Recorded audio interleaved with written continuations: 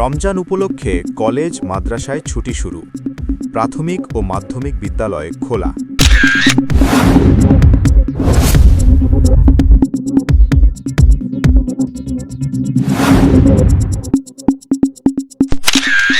পবিত্র রমজানকে সামনে রেখে দেশের সরকারি ও বেসরকারি কলেজ ও মাদ্রাসাগুলোতে ছুটি কার্যকর হয়েছে।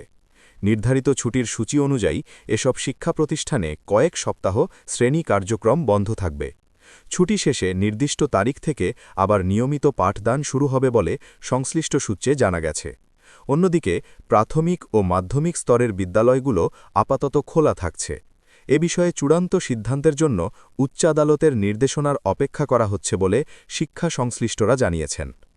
কারিগরি ও ভোকেশনাল ধারার বিভিন্ন শিক্ষা প্রতিষ্ঠানেও আলাদা সময়সূচি অনুসারে ছুটি কার্যকর হবে এবং পরবর্তীতে নির্ধারিত দিনে ক্লাস পুনরায় চালু করা হবে। রমজান মাসে শিক্ষা প্রতিষ্ঠানের ছুটি নিয়ে শিক্ষক অভিভাবকদের মধ্যে মিশ্র প্রতিক্রিয়া দেখা গেছে। কেউ দীর্ঘ ছুটিকে ইতিবাচক হিসেবে দেখছেন, আবার কেউ মনে করছেন পাঠসূচির ধারাবাহিকতা বজায় রাখাও গুরুত্বপূর্ণ।